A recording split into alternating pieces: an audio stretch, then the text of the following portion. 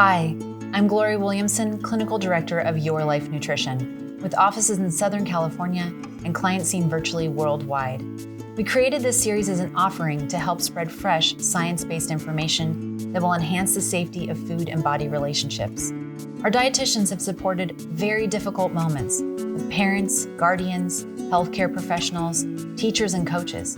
We've identified some key information that is frequently miscommunicated to our clients that causes confusion and sometimes harm. In response to this, we produced this educational video series, 5 Minutes with a Dietitian. We think this information is vital for you to know. Thanks for listening.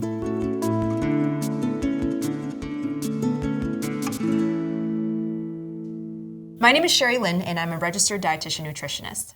In my 10 years as a dietitian, I've worked with many clients with eating disorders and have seen the diversity of the types of eating disorders and the people who have them that not everyone knows exists.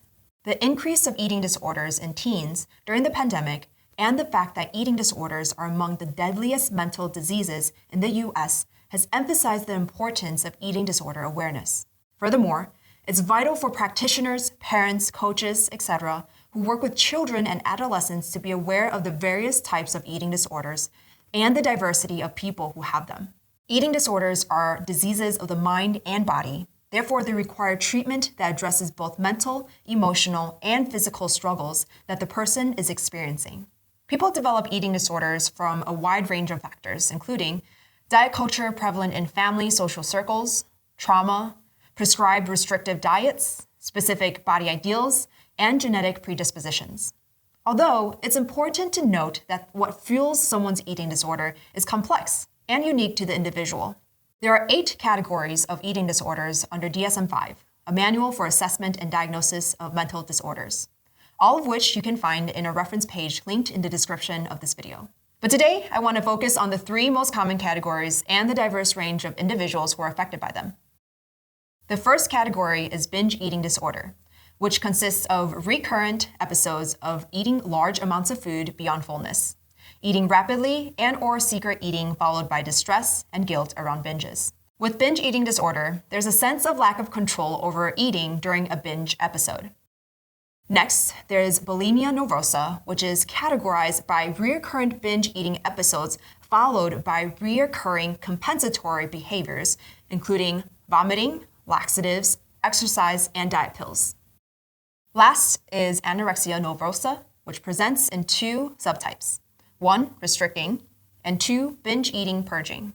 Those with restrictive anorexia nervosa severely limit calories, while binge eating purging subtypes engage in compensatory behaviors after any type of eating, including vomiting, laxative abuse, or obsessive and compulsive overexercise.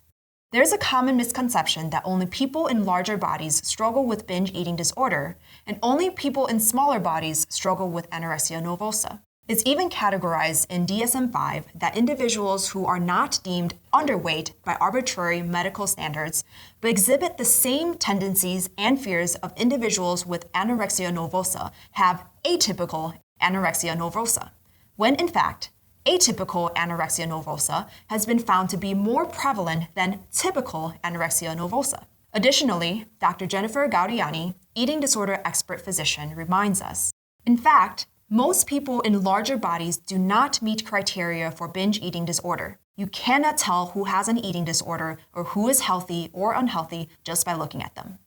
This is important to be aware of because any significant weight change in a short amount of time or stark changes in eating patterns in a child or adolescent should be looked into, no matter their body size and shape. Along with people of different body sizes and shapes, I want to bring awareness to the myriad of people in our communities who struggle with eating disorders but often go unnoticed or undiagnosed. They include male-identifying people, athletes, the LGBTQ+ community, people who are neurodivergent, those with low income or experience food insecurity, and people of all types of races and ethnicities. For instance, males represent a quarter of the people with anorexia nervosa, but are at a higher risk of dying from it, in part because they are often diagnosed later since many people assume males don't experience eating disorders. In reality, eating disorder behaviors, including binge eating, Purging, laxative abuse, and fasting for weight loss are nearly as common among males as they are among females. Black teenagers are 50% more likely than white teenagers to exhibit bulimic behaviors such as binge eating and purging. Yet, BIPOC individuals are significantly less likely than their white counterparts to have been asked by their doctor about eating disorder symptoms, leaving many members of the BIPOC community with undiagnosed eating disorders. Additionally, gay men are 7 times more likely to report binge eating and 12 times more likely to report purging than heterosexual men. No matter the race, gender identity, sexual orientation, body size and shape, or neurodiversity identification of your client or loved one, it's important to be aware of the signs of eating disorders and ready to support them if they are diagnosed.